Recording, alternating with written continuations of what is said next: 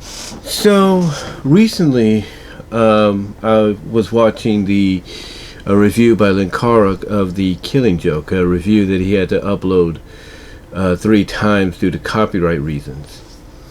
And one of the main things that he and others that have talked about the Killing Joke film adaptation, that is, have really been, against, have really been, very vocal about, is what happens towards the end of the prologue that was added on, the Batgirl centric, if you will, prologue, the one that has the infamous sex on the roof scene between her and Bruce. Well, they're both in the bat costumes, although Barbara starts to take hers off, I should say, before they transition to basically later on. But, again, like I said, as I check something here for a second, but as I said, Linkara, Lewis Lovehog, and many others that have talked about this, not just recently, but in the past several years since it's released, a lot of them feel like, that scene, one was not necessary, along with the prologue, itself was not necessary to be added on. But what really became a very topical debate and discussion, because of it, was, why does, and Lewis Lovehog, Linkara brought this up in his review. Basically, why is Bruce Timm so infatuated with pairing Bruce Wayne up with Barbara Gordon, when in fact, when you look at the dynamics, Bruce is more of a mentor, sensei, father figure, big brother figure, if you will, to Barbara, and she's more like a student, more of an apprentice, more of a daughter, little sister to him.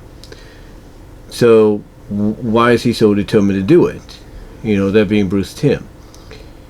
And I think it has to go with that old dynamic of, well, since they're both basically connected, in the same mission, with the same purpose and everything, that it only makes sense.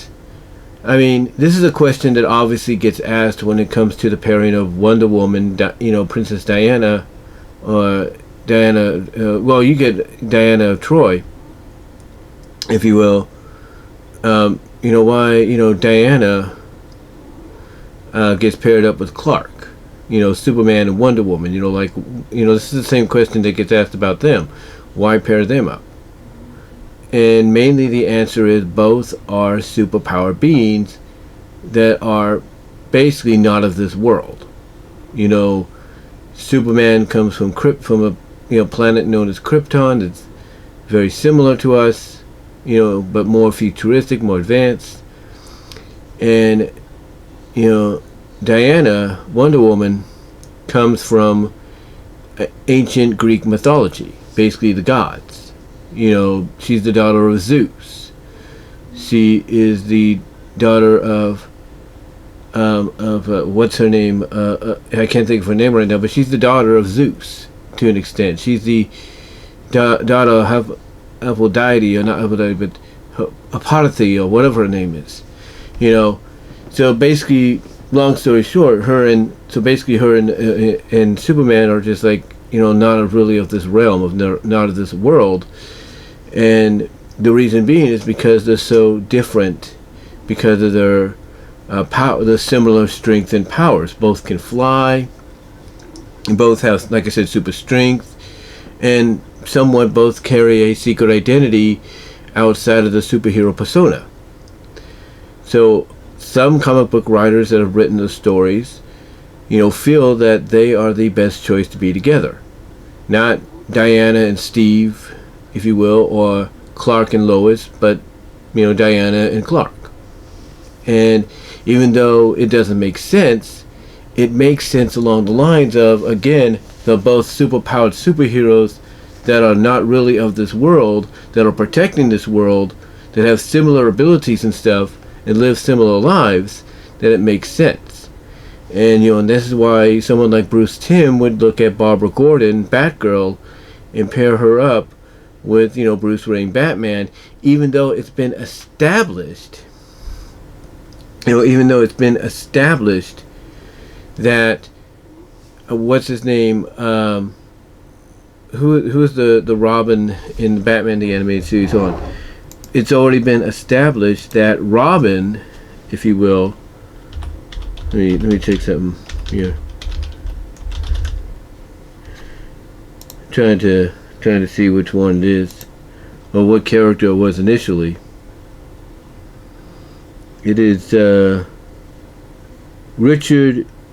Dick Grayson, yeah. Or Richard Grayson, whatever. Dick Grayson, yeah. It was already established that Dick Grayson, in some incarnations of the Batman franchise, as Robin or Nightwing, especially in the animated series, had a thing with Barbara, with Batgirl. They were basically an item, and that was showcased somewhat in the animated series, even in some of the crossovers with like the Justice League and all that. They were shown to be an item and nothing more. And and alongside that, you had Batman, Bruce, somewhat in a relationship with Catwoman, Selina Kyle. So people were more adjusted and more used to that and more knowledgeable about that, if you will, and which is why they call out Bruce Timm and for trying to pair these two off, since he should know better, since he's the one that actually worked as one of the head writers and creators of the animated series known as Batman, that he should know better about pairing Barbara and Bruce together when it's pretty much established that Barbara's with Dick and Bruce is with Selina. But again, it's just one of those age-old questions as to why pair certain characters like that off, despite, let's say, age difference, or despite the fact that it just doesn't make sense. Well, it's the same reason that some people would look at the whole let's say Spike and Rarity deal in My Little Pony. Like, why even tease a pairing off of those two? Spike's a baby dragon, or he's a adolescent dragon and she's an adult grown-up pony, or whatever. Mainly because of the fact that whoever came up with the idea, in this case Lauren Faust, and whoever decided to carry it on throughout the run of the show, and then the animated shows or the comics at the time, did it because basically they felt it worked fine, that the formula between the two, the chemistry worked perfectly between the two. And that was just my dog waking up from her sleep. She's got allergies, she's okay. But like I said, it's mainly because the person that came up with it, like I said in this case, Lauren Faust, and then those that carried it on later on throughout the rest of the animated series as well as in the comics, like Megan McCarthy, Nicole Dubuque, and Josh Haber, and all them. They did it because of the fact that the chemistry between the two worked. It was looked at as being cute, adorable, and basically having the foundation to probably build upon something or be built upon, I should say, into something more later on, from the interpretation of, let's say, the fans, of the viewers. And that's why Rarity and Spike were pretty much put into that scenario, which became very popular among all the fans, despite what some people would say. The same reason with very popular Sonic and Sally. Some people don't like the pairing, even though it's been established as the pairing in the overall Sonic franchise, despite how you may view it. It's the same reason. It's because they have good chemistry. Both are fighting for the freedom, depending on the interpretation of Sonic that you read and watch. They're fighting for the freedom. They both have a stake in this whole situation. They both have a reasoning for being there. And in some cases, they've grown up together. In some cases, or some interpretations, they've grown up together, and even as kids proved, hey, they have great chemistry, which eventually would make sense for them to, as they grow up, to go from being friends to something more. Despite the fact that some people may feel it doesn't make sense. It's the same reason some people feel that Sonic should be with Amy, even though that doesn't make sense. That, the only sense it makes is, oh, they're hedgehogs, they're both hedgehogs, so that makes it automatically right. But, from what a lot of people have shown, there's no real actual chemistry between the two. There's no real attraction between the two because of the fact that, Amy is more along the lines of someone that, again, depending on her interpretation, just wants to hang around Sonic, date him, and then tell her friends, "Yeah, I'm dating the hero of Mobius, or the hero of our planet, and we're always around each other, kissy kissy, that." So yeah, but like I said, depending on her interpretation, there's no real connection. Just the only connection there is a real strong, close friendship, and that's it, nothing more. It's the same reason why some people would pair Tails off with Fiona. Some would say it's because they're both foxes, but the fact that they feel that, the reason they pair them off is because there is a legit chemistry there that could have been built upon. But as we know, in the comics, that wasn't meant to be, thanks to what Ian did in 172. But there was that potential of something more happening later on had 172 not come to be, because of the chemistry, and everything that was pretty much teased there, if not built upon there in some capacity. Same with Tails and Barbarai Koala. They teased something there because, potentially there was chemistry between the two. It was cute. Basically, the scenario with these two was these two kind of flings or crushes or, shows of affection, if you will, with Tails and Fiona and Tails and Barbarai, were looked at as cute and adorable, but also something that might be able to be built upon in the future because of, a legit chemistry between the characters. And the same with, Bunny and Antron. I mean, there's a lot of people that question why Bunny and Antron got paired off, and again, it's not just the whole opposites attract deal. It's not the fact that both bring out the best in each other. It's the chemistry that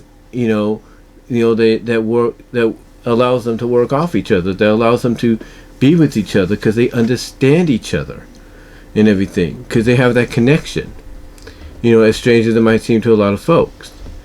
And again, this is why Bruce Timm sometimes is infatuated, as some people would say, with putting Batman with Batgirl, or some writers are so infatuated with putting Wonder Woman with Superman, mainly because of the fact that they feel the chemistry just works between the two, because not only are they very similar in what they do, if not identical, but they have a great chemistry. They have a great, they have something there that can be built into something more down the line, which is why as like I said, Louis Lovehog, aka Linkara, brought up in his recent review of The Killing Joke, why it seems Bruce Timm is so infatuated with putting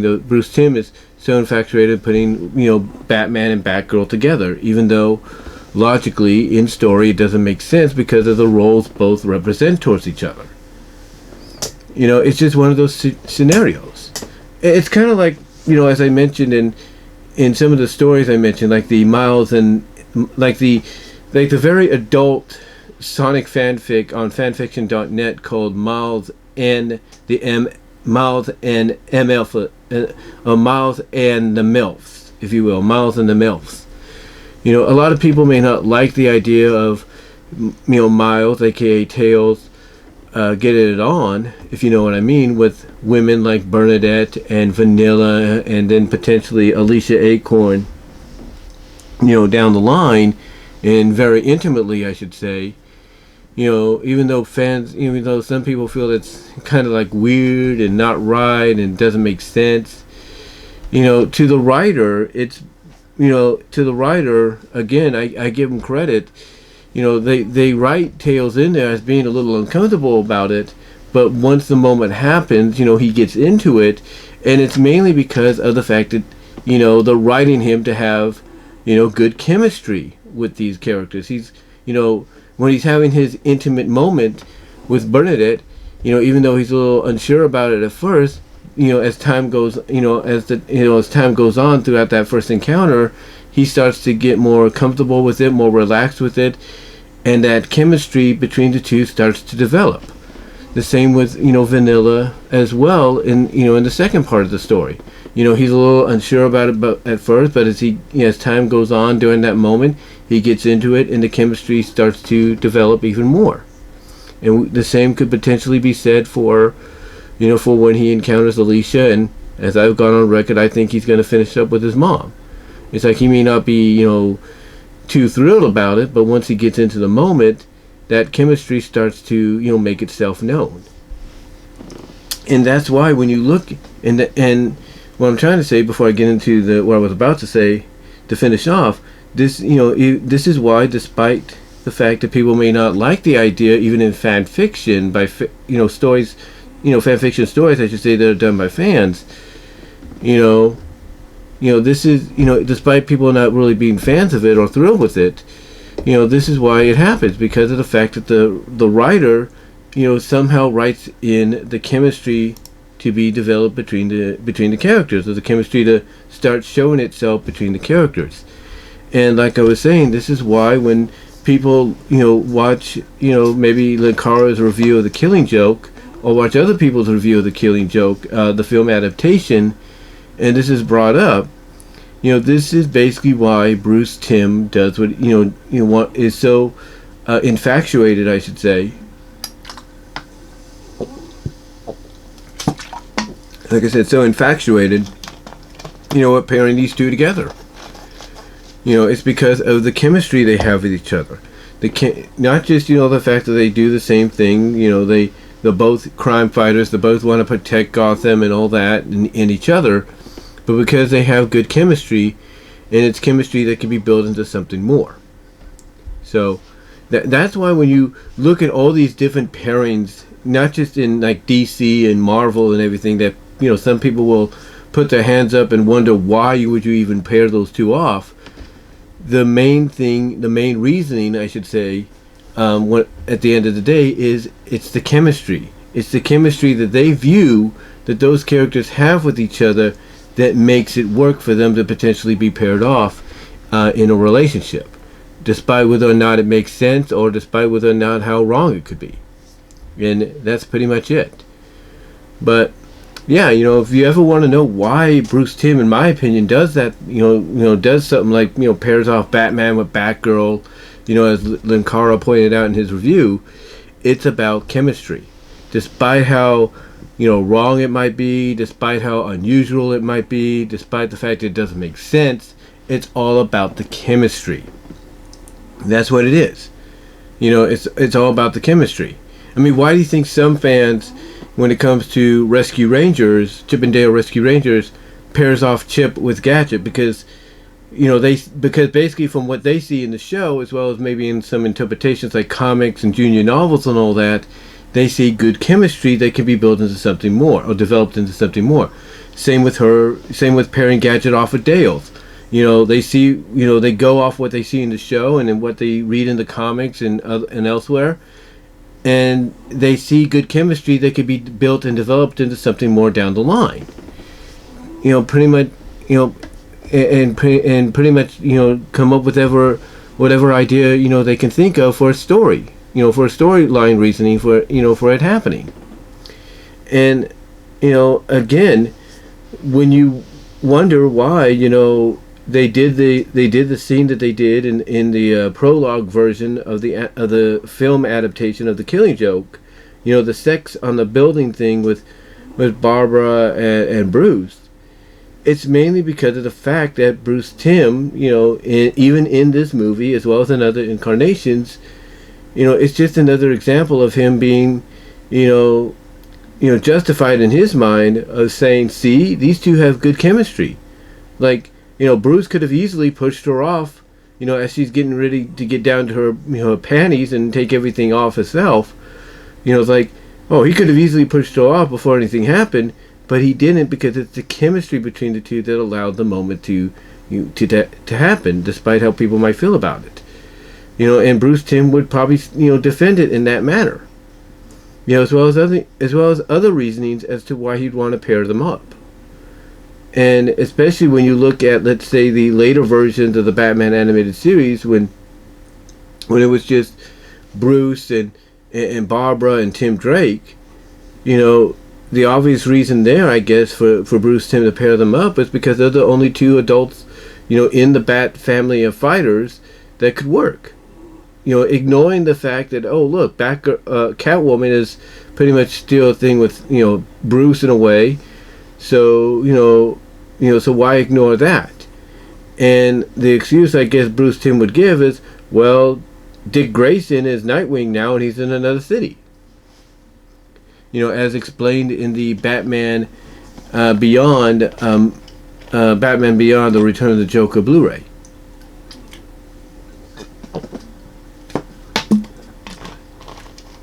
So, you know, so the thing is, you know, no matter how you might feel about it, you know, from a creator's standpoint like Bruce Timm, in my opinion, my point of view, it's mainly about chemistry. Whether that chemistry makes sense or it doesn't, you know, has, you know, any reasoning for making a connection between two characters into something more. You know, if someone like Bruce Timm feels it'll work, it makes sense, then they're gonna make it a reality. They're gonna write it into the story. They're gonna write it into the script to make it happen, and that's it. Again, the same thing with, you know, how, you know, people might feel about Spike and Rarity and My Little Pony. Whether they feel that chemistry between the two makes any sense or not, you know, the writers and and creators, you know, throughout the run of the show and the comics are gonna find ways to make it work and give you the interpretation that something will happen, you know, that's beyond friendship between the two. You know, the same thing with, like I said, Sonic and Sally, Sonic and Amy, Fiona and Tails, Tails and Bobberai, Bunny and Antron. You know, despite how you might feel about the chemistry, or despite how you might feel about the pairings or tease potential pairings between these characters, the reason they are, you know, put in that scenario is it's all about chemistry. It's all about the chemistry between them that could lead to potentially something in the future, that goes beyond maybe a friendship or something between the two characters. Like I said, the same thing with like Dale, you know, Chip and Gadget, or Dale and Gadget and Rescue Rangers. You know, it's all about the chemistry. Fans, you know, interpretate from seeing, from what they're seeing, I should say, in the show, in reading in the comics, that they feel makes sense for something to happen between Chip and Gadget, or Dale and Gadget, and that's about it. It's all about chemistry between characters and whether or not it makes sense for that chemistry to, you know, pair them together into something more down the line. But that's just how I look at it. You know, that's just how I look at it, guys. But let me know what your thoughts are. Comment down below, live chat during the premiere, like the video. Check me out at my Teespring store. Also check me out at patreon.com/bwroses. Also check me out at Venmo at Brian-Walmer-2 to help support me there too, as well as check me out at VENMO at bwroses. Also check me out at bwroses discussions and all your favorite audio podcast locations except for Pandora. And also, super chats and super stickers are on, guys, during the live chat, or in the live chat during the premiere of this video. But let me know what your thoughts are down below, like I said, as well as in there. And like I said, super chats and super stickers are on and encouraged to be utilized, if you can do so, in the live chat during the premiere. But let me know what your guys' thoughts are on this whole thing. You know, do you agree with Bruce Timm's assessment, you know, if you will, of, you know, or at least not Bruce Timm's assessment, but do you agree with my assessment, my opinion as to why Bruce Timm does it? Because mainly it's chemistry. How do you feel? Comment below, like I said, as well as live chat during the premiere, and I will talk to y'all later.